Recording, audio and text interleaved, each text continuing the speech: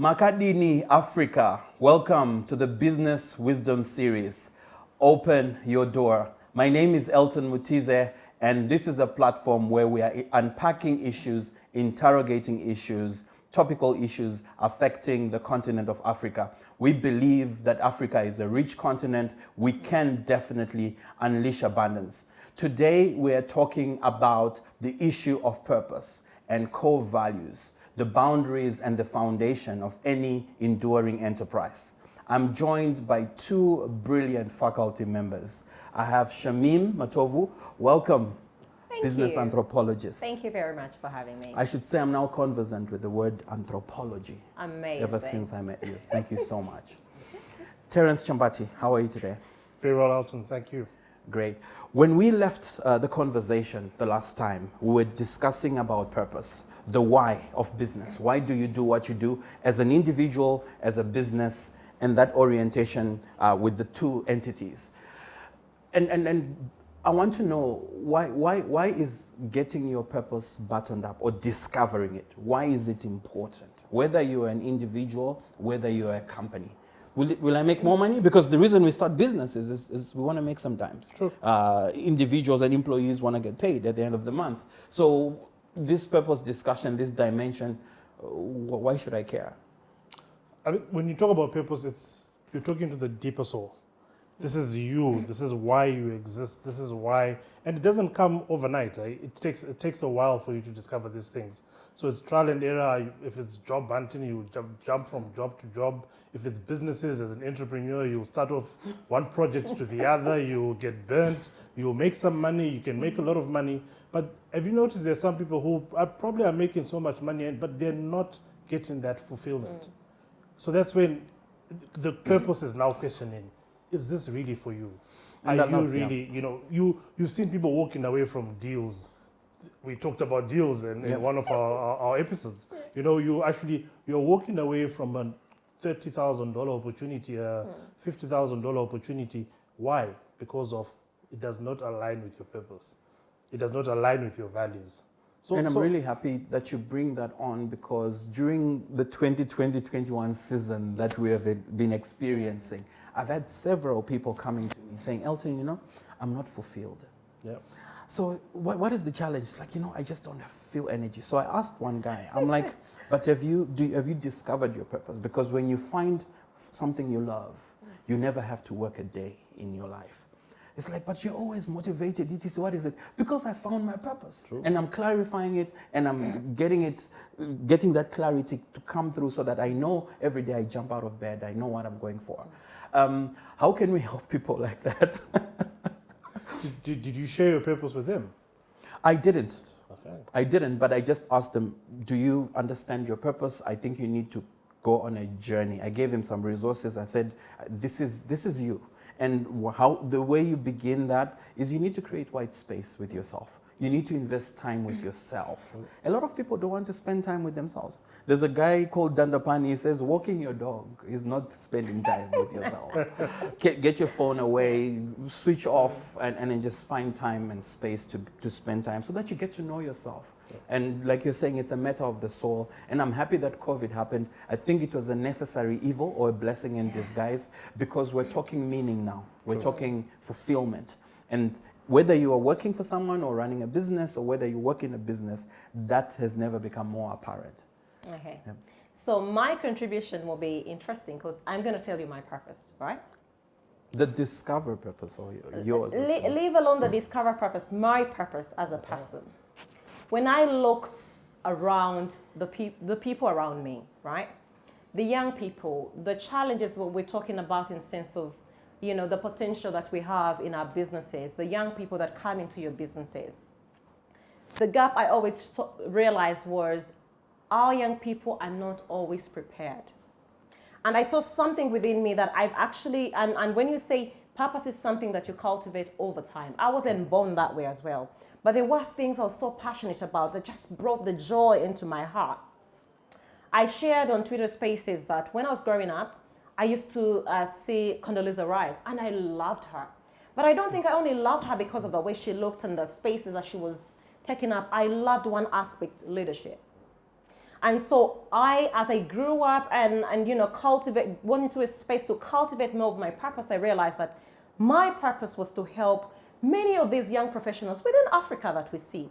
Be prepared for leadership. When an opportunity comes, you need to be prepared. And how do I do that? Through behavior change. So then I started to trigger my conversations in the spaces where I've been a leader for a very long time. Whether it's in my jobs that I've been in, I've been a leader. Whether it's in various things that I'm involved in, I'm a leader. And then I realized I had something to give. Something that in certain spaces I've paid for to get that knowledge. But not everyone has the opportunity to go to the schools I've been to for them to get access to that information. And so I can have that through engagements, whether it's coaching for young people, those who really want to get into the space of leadership, so I'll talk to them about behavior change. And so when you see what I share, even on my social media, is about leadership, is about change, is about behavior. So how does that align with my company? As a business anthropologist, my work as an anthropologist is to help businesses through people. And so we've talked about the fact that your business starts with people and ends with people. When I design the culture of your organization, I am, you come to me and say, you know what, our culture is not helping. Meaning there are bits about behavior within your organization that you are not happy about, that you need changing. I am still cultivating my purpose through my company as I help businesses on the journey of behavior change. When I help you design or walk that journey to design your culture, I am cultivating my personal purpose and it's connecting with my business purpose. You're smart. Thank you. You tell me a lot. So it's really powerful how you then align the two. And I love you would want to take us on a safari? For sure. How did you get to the point? Because it's one thing to tell people out there, you have to know your purpose, your why for living. True. How did you begin to say, you know what, I need to know why I'm here, my purpose, and then with the work that you're doing? Sure. So when I was growing up, I always wanted to be a stock market marketing person. I really wanted to be in the stock market, but dealing with the listed companies, really, so I was like, that's my ideal area. I guess that's how I ended up in the marketing world and marketing communications. But with time, and this has actually been over the past 5 years, where I'm like, in as much as there's the marketing world, marketing communications, I've done so many campaigns, won awards within advertising, but on the same note, how can I start communicating for good? How can I start bringing about meaning to what we are communicating? So got exposed to the conservation world, and it really hit me hard about thinking beyond tomorrow.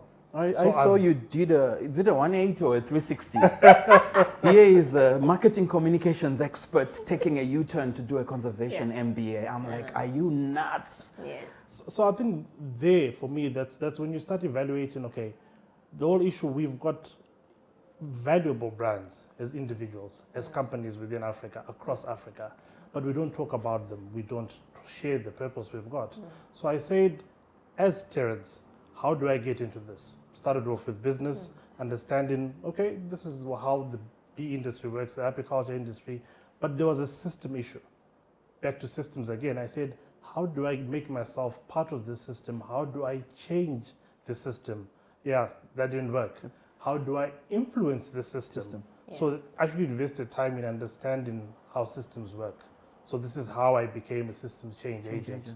And as a systems change agent, I want to help purpose-driven individual and corporate brands scale up exponentially beyond tomorrow. Beyond tomorrow. And beyond tomorrow for me is think beyond tomorrow. Yes. That's my purpose That's really powerful. Am I on the pedestal as well? Yes, you are. So this whole purpose discovery started way back. So in high school, I kept on being appointed as prefect. When I was not a prefect, I would be in the prefect list or punishment. So I'll get punished when I'm not a prefect. When I'm a prefect, I'm also, revenging on the people who are punishing me. But they saw a bit of leadership abilities. Yeah. Then I went to university. Then I did accounting and finance because I thought I was good at numbers. Then I met people who knew numbers way better than me. And after graduating, I remember with my friend, we sat down and we're like, I wish we'd done marketing. Why? I think we wanted to be on the front in terms of interfacing with people. Anyway, the journey went on and on. I got some mentors who were in the self-development space, and I really got passionate. Even went on to write a self-published book with a friend. But for me, when I started asking myself, I got an exercise. What are the 5 whys? Ask yourself why 5 times. Why are you doing what you're doing? Okay, because I want to make money. Why? Because maybe I want to take care of my family. Why? Because I want to make sure that they have a very good living standard. Why? Because I know money allows you to explore your potential. Why is that important? Because it's important that people unleash their potential. My purpose is to unleash human potential. And I'm inspired by Michelangelo, who was a global archetype of human progress. And so for me, it's about unleashing human potential. Come to Paradigm now, scaling up Africa Advisors. When I grew up, I saw my dad running a business and it came to a screeching halt. And I wanted to understand the mechanics, the physics of how to run a great company. And my journey took me through a roller coaster across Africa. And I'm here now, and the whole MTP for Scaling Up Advisors is scaling up Africa through business re-education, because business is a force to unleash economic abundance, and that's it. So from what you just said, can I also just add, for someone who's watching out there, for them to understand, because many times when you ask someone what's your purpose, the first thing people do, they freeze. True. Because it's a frightening Young thing. and old. But the honest thing is, you cannot run away from your purpose. Purpose will always find you. True. And when we hear people say you will fall 9 times, the 10th time you've got to stand up. I will say you will fall all the times, but you've got to stand up, because your purpose will chase you. From what you just said, for me, how I got into conversation with the word purpose, then I realized when I paid much more attention that actually I've been living my purpose all along. And all I needed was to scale it up and try and narrow it down, so my concentration is on the things that I care about. All my life, like from graduating first, I'd never seen myself into an entrepreneurship space. Actually, I call myself a model entrepreneur, because I never woke up to say I'll do a business. So even though as a young child I used to do, business on a small scale, those things of, I have this pair of shoes, can you buy it? And you don't pay attention to those things when they happen, because you think, oh, it's just for a moment, And so for me, the moment I sat down to realize, all my life in the spaces I've been challenging systems. I don't be in a place where there's mediocrity, and I'm okay with that. And so then I realized how, right now when I look back, I said to myself, oh, okay, so that's what it meant. I was challenging systems then, because I knew that is my purpose. That is not the way to do things. So today, when I get into a space and I've done my studies, sometimes you think, oh, I'm doing this and I'm just going to be in this environment. But actually, no. When I decided to go for my doctorate in business administration, guess what? I still ended up in leadership and business management. And so there are certain things you will not run away from, because they speak volumes. Does it follow you? Does it find you? Your purpose, you are actually attracted to your purpose. You're not chasing it. You will run away from it, but it will attract you. So it's you attract it, but it's also a discovery process. Absolutely. Where it's brought to the fore. Yes. True? Yeah. There's a book I was reading, and I think I remember telling you this, the art always changes. And I thought it was a book about art. But it says, a lot of adults don't grow up. We actually grow down. Because as young people, you are vivid. You see a character in the movie and you leave, oh, I want Spider-Man. Yes. I want my car. I've got my son is always saying, I want my car. To him, it's a real thing. Oh, yes. But then the pressures of life happen. And your frame in terms of your education and your environment starts happening, and all those things are buried. So the author was saying, we actually don't grow up, we actually grow down. Art helps you to discover and see multiple worlds, and I think I wanted to bring that, it just came to my mind. And then multiple perspectives, as we were talking about as well. So for individuals, the 5 whys, how else can you help people out there to be able to say, I want to get to understand my purpose? So to start with, the opportunity that COVID-19 has presented. If you notice all over social media during lockdown, all you would see is people finding their purpose. And this is because it gets us into the what you already say, that people are not spending time with themselves. The moment you get to spend time with yourself without the external noises, You pay attention to what you're doing.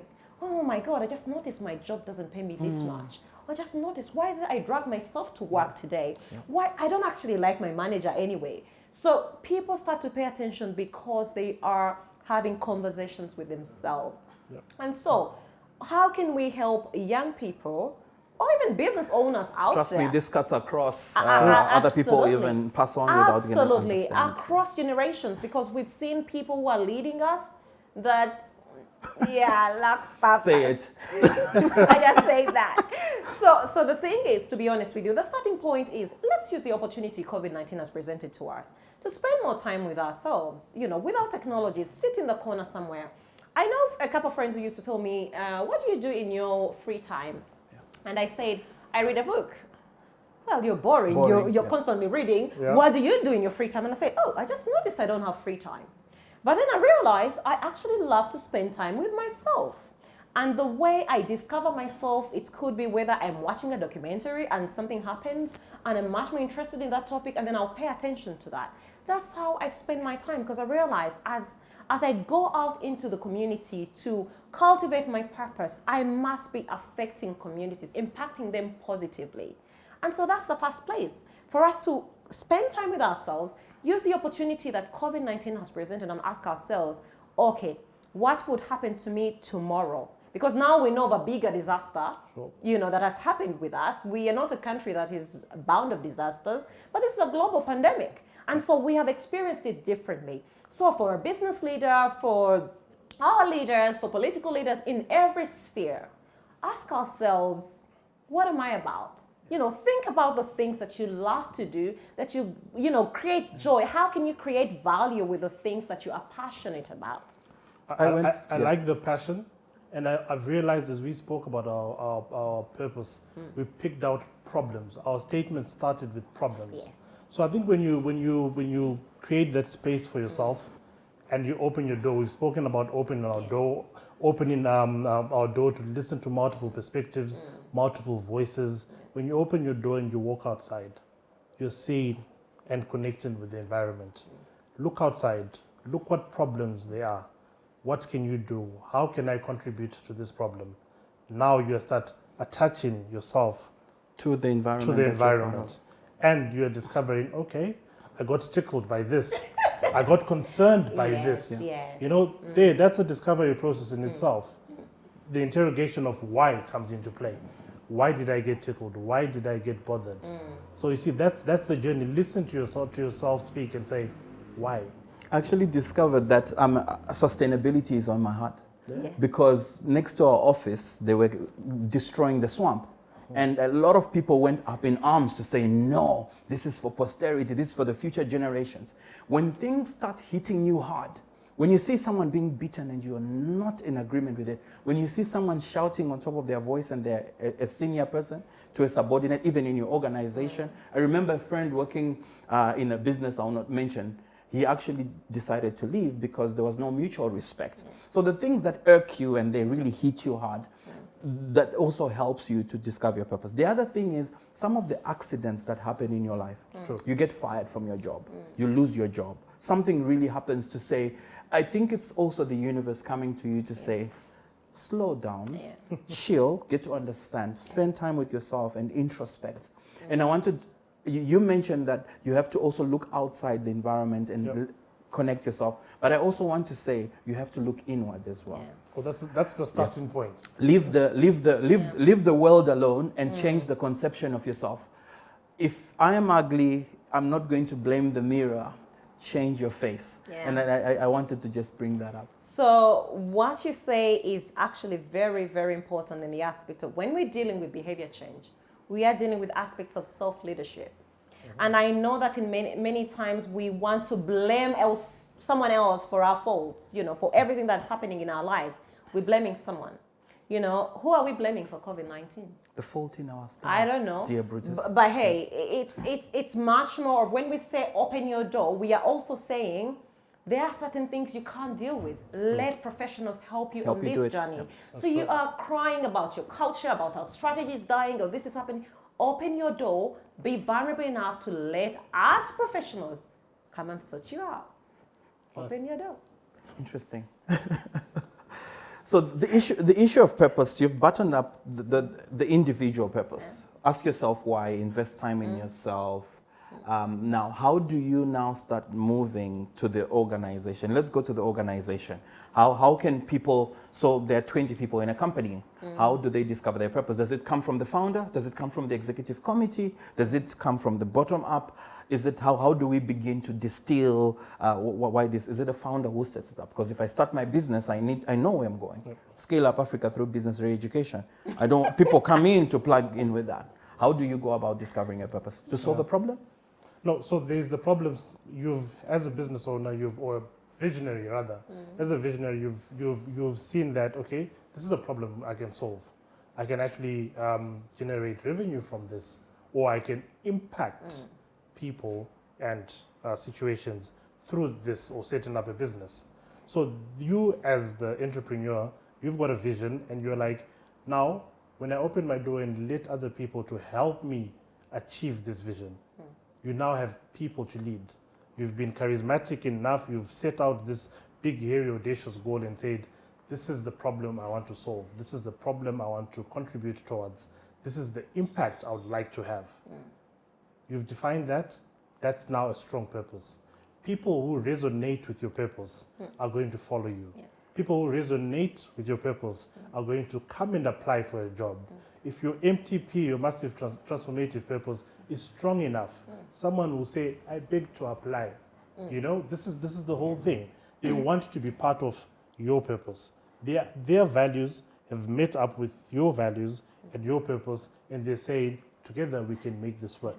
So you are now building a team around you. So that is from an entrepreneurial point of view. When you've got the right people around you with the same purpose as you, you are actually going to have much more impact than when you've got dollar chasers and time watchers coming in to your organization. And once you find somebody who comes into the organization and is purpose-driven and aligned to you, and they find people who are chasing paper alone, that can really mess up and create a lot of discord in the organization. So the next point I want to go for is core values. But before I go there, we're talking for-profit businesses and non-profit businesses or organizations. Do nation states fill in this space? Yes. Should countries have their purpose? Yes. Why? I for the same reason why businesses have a purpose. Yes, I believe, because, I follow you, or I align with you because I know what you're about.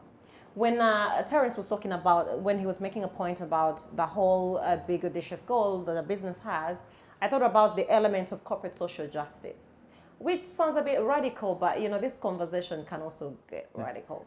But in the sense of corporate social justice, we're calling out organizations. Say, and I think the simplest example to give is about, say, for example, if you're an environmentalist, for example, when you see people destroying the environment, when you see a company, for example, working, say, whether it's an oil company or any other kind of company, of which, in terms of their operations, they actually harm the environment. Yeah. We talk about that. So how are you going to say, our purpose is to create sustainability in whatever we're delivering, but you're harming the environment? So part of what our responsibility is to call up on those organizations that it's possible for you to make money as you're contributing to the good. So that still goes back to the purpose of the organization. You must be, as a business owner or as a head of a business, you must know how your purpose is impacting people, whether positively or negatively. There's a whole movement on conscious capitalism that are actually saying, I think there are a couple of books around there, the founder of Whole Food Market and a couple of professors from Harvard wrote a book and did some research, and they discovered purpose-driven enterprises actually make more money. Yeah.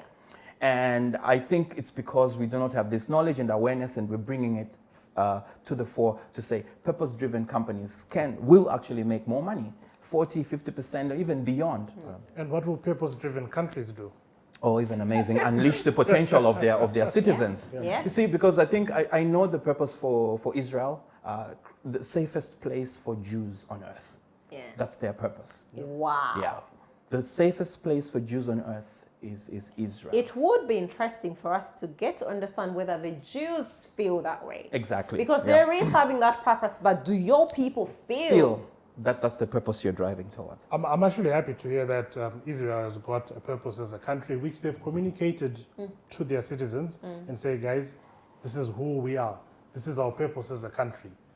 Have we interrogated our purpose from our respective countries? What is your purpose, President. Uganda? What is your purpose, Kenya? What is your purpose, Zambia? What is your purpose, South Africa? Why are you here? Yeah. Because you can just pick up, there's so many things, but you can just pick up and say, you know what? But for Uganda, the beauty, the pearl of Africa, this gift that nature has given us. What does that mean to you as a Ugandan? I think that's the most important bit. Because what we're saying is we're not only communicating that purpose and whatever we think it is, but your people must feel it. True. That when you're in Uganda, you feel the way you treat your roads, you respect them because you understand the purpose of your country. The way you treat nature, the beauty, the people. So we need to walk past communicating it. We need to interrogate. Living it. Yep. I like the point there because you've said, we've given an example of Uganda, the pearl of Africa. So this tells you that purpose is not a payoff line or a tagline. Yeah. There is much more to it. Yeah. And I think this is something we really need to fall in love with. Thank you, understand. Mr. Advertising Man. You're guilty of this. Yeah, and this is part of my journey in understanding my purpose. Also, when I said we will sell these lines, we will have a good. I always say someone had a good presentation. Yeah. You know, when you see some of these things, you question yourself. You're like, well, someone had a good presentation. Yeah. But let's look at it. What is the purpose of it? You know, what if we dig deeper now? I like the angle we're saying. As countries, we should be able to articulate our purpose to our citizens. Absolutely. So that we know when your citizens are rallying behind your purpose, the spin-off is great. You start looking at what are the key indicators. Your GDP starts going up, and business starts tripling. So there we go. It's a system which we cannot run away from. We are part of the system. Yeah. We are the system. Yeah. So core purpose has to go hand in hand with core values. That's what they call your core ideology. That aspect of the business that should not change as you push for progress. Products can change, technology can change, but that core ideology, Jim Collins and Professor Porras from Stanford, in studying companies that have endured, discovered that core ideology, the yin and the yang, which that enduring, and that's what we're talking about today. Core values. Let's speak about core values for a minute. One thing I learned last year is that you have to hire for core values. True. You have to promote for core values. And those are the things you can walk away from the deal because it does not resonate with your core values. What are your thoughts around core values and how important they are, or how unimportant we've made them beyond the placard on the wall in an office? So I think we've degenerated. What do you mean we've as companies, as business leaders? As individuals, as businesses, to taking things and just putting words on walls. Yeah. I think we need to stop doing that. We really need to ask ourselves, when you go for your next interview, ask, like, okay, you say your purpose is, your core value is integrity. What does that mean? I had an interview with someone who was joining my team. He asked me, so what is your company culture? From that, it sparked something in me. I'm like, this is an interesting conversation we're having, Someone will ask You about didn't values. call me. Someone will ask about values. So I don't think these are just words we should be just throwing out as organizations. I think these need to be phrases. You can actually do so many creative things with them, rather, your values as an organization. Create images of them, personify them, you name it. But create phrases. Don't just throw words which are meaningless and will be put in a A4 poster and stuck all over the building. Yeah. So I'm happy I'm with the business anthropology. So they say it's a boundary, your shoulds, your shouldn'ts. And once we set the boundary, say in a football field, people can make decisions. A football player is able to make, he knows when this crosses this line, it's out. Somebody picks it up, you go in and you play. There are rules that the game of football is governed by. And it actually democratizes decision-making processes in the organization. But when I see a placard on the wall, integrity, trust, and there's no action, to embody that. Yeah. And you look back and say, we actually believe in mutual respect because we go out there and we make sure we respect each other as employees and people in this, as colleagues. What say you, Madame Anthropologist, on this? I am so passionate about this. And the reason I am because I believe that people make our organizations be, right? And the moment we start understanding that as human beings, the emotions drive us. The way I feel when I speak to you, when you speak to me, will get me aligned to either align with you or not to. So here's my thinking. Whether it's a one business person starting out, the truth is when you're starting out, you're alone, you find all those cool words, the buzzwords that are running around. You check Google, what do they say? They say this, and then you want that to be part of your values. But here's the thing, and it's all right for us to understand that core values are dynamic, right? They're not meant to be static. Your core values will change year after year. If there is any business that will not change their core values after COVID-19, call me, I need to engage you. Or companies that will go deep and get to say, guys, these Yes. are our anchors. Absolutely. And you know, this is the thing. When, you know, and that's why earlier on when we were having a conversation about someone saying, oh, integrity. Honestly, when you're a business owner or you're a company, I will not engage with you. I engage with you because I know, for example, if I'm banking with you, yes, you have integrity. You've got trust. That's why I'm banking with you. Yep. So what does that mean? I'll give you an example. Part of our core values, so, and perhaps we can also say the number doesn't really matter. What really matters is the connectivity. How does that align with your systems and the people that you're dealing with? True. And so part of our core values I discover is we think, we do. And because our work is art, culture design is art. It entails you getting to understand why people are doing what they do for you to actually know how to help them.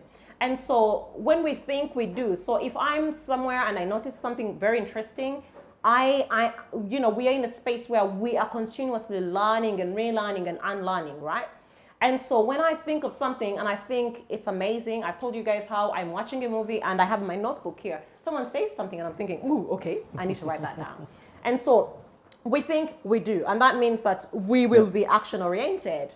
So we care. You can't work with people when you don't care about them. Yeah. Yeah. We connect. For me to be able to understand and solve your problem, help walk with you to solve your problem, I need to be able to connect with you. And so what businesses need to understand is that core values go beyond what we see on the wall. On the walls. Yeah. I've been to places where I actually, and I enjoy doing this. I ask someone, oh, so your core value is this. So tell me, how do you live that? And then people can't even tell you. Putting people on the spot. Absolutely. And honestly, even business owners. So what we are saying is let your core values mean something to you. Let it mean They something. will determine what you sanction and what you approve. So when someone does something, you say, that's an acceptable behavior. Tell me how that links into our values. So the person will actually not even take you through court and all those things because they understand they have not lived your values. The re-education of Elton, because of time, my dear intellectuals, we have to bring this to a focal point. We'll pick this up. You've got something burning. I just want to ask a question. Yeah. Whose responsibility is it to know the core values? I The will- business owner or the employee? I will answer that. Thank you, Mr. Chambati. This is the Business Wisdom series. We're unpacking and interrogating issues. We're talking core ideology, core purpose, core values. What are those boundaries and why is it important? And we've just scrubbed the surface, and in another series, we will definitely take a deep dive. Don't forget to follow us, to subscribe on YouTube, Business Wisdom Series, Twitter, BWS, open your door, follow us so that we can keep in touch. Thank you very much, and we'll see you in the next round.